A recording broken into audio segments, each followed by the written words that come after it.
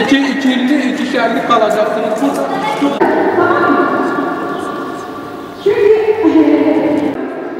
Tasarımını 3 boyutlu olarak oluşturmaya başlamak.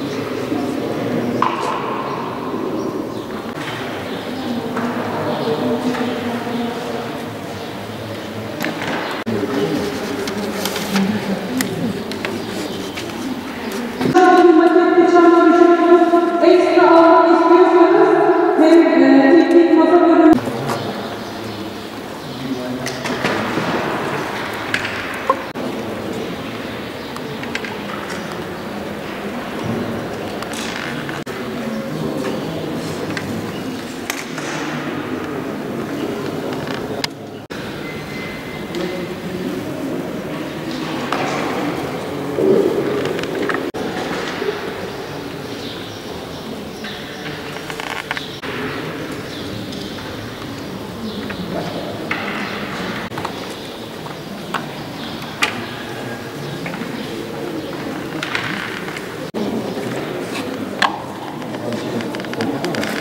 Sağlıyor. Bu da kapsülün üzerinde daha fazla yüzeyini sağlıyor.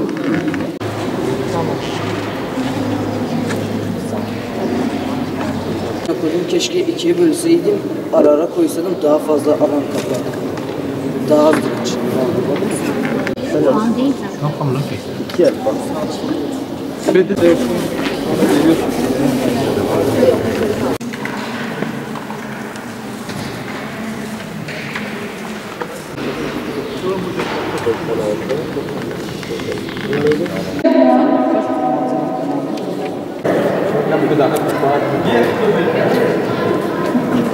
Bugün deneyap atölyeleri için bir uygulama sınavına girdik ve ben gayet başarılı olduğumu düşünüyorum.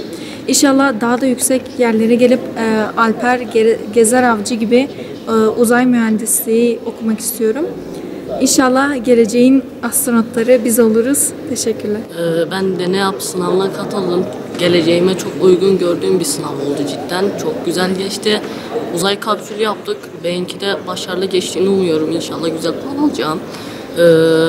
Sınavda cidden arkadaşlarımızla, hocalarımızla da teşekkür ediyorum. Çok kaliteli bir sınav oldu. Çok yardımcı oldular.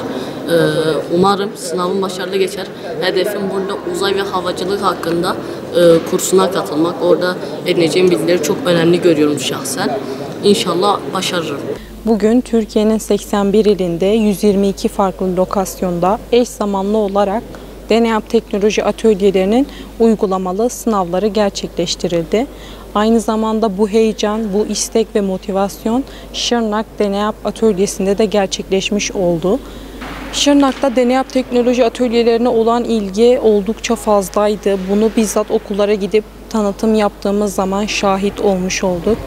Birinci sınava giren toplamda 697 öğrencimiz bulunmaktadır. Bunlardan sadece 263 kişi son olan uygulama aşamasına geçmeye hak kazandılar. Sınavdan sonra da değerlendirilme kriterinden sonra da öğrenciler Deneyap Teknoloji Atölyesi öğrencisi olmaya hak kazanacaklar. Deneyap Teknoloji Atölyesi'nde Gençlik ve Spor Bakanlığı, Sanayi Teknoloji Bakanlığı ve TÜBİTAK bizim ana paydaşlarımız. Burada çocukların temel mühendislik alanlarında kodlama, yazılım, siber güvenlik ve yapay zeka gibi birçok alanda temelden eğitim görmekteler.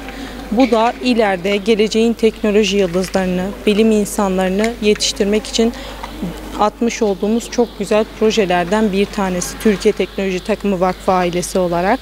Bilimin ve sibernetiğin kurucusu olan İsmail Ebuliz El Cezeri'nin torunlarının da gün geçtikçe arttığına şahit olmaktayız. Tabii bu da tam bağımsız bir Türkiye olması adına milli teknoloji hamlesini benimseyerek nitelikli, kaliteli insan kaynağına ulaşmamızı kanıtlamış oluyor.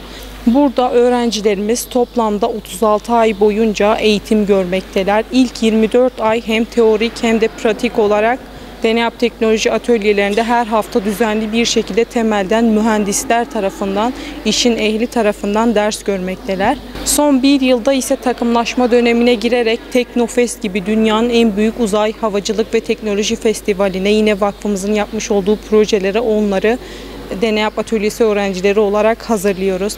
Burada bizler geleceğin teknoloji yıldızlarını belirlemekteyiz. Burada mühendislik alanlarına, yazılım alanına, kodlama alanına ve yapay zeka alanına ilgi duyan öğrencileri temelden geliştirip profesyonel bir seviyeye getirmeyi hedeflemekteyiz. Bu da milli teknoloji hamlesi doğrultusunda öğrencilerimizi geleceğe yönelik hazırlayacağımız projeler ve yarışmalar konusunda çok güzel bir adım olarak görmekteyiz. Şahap.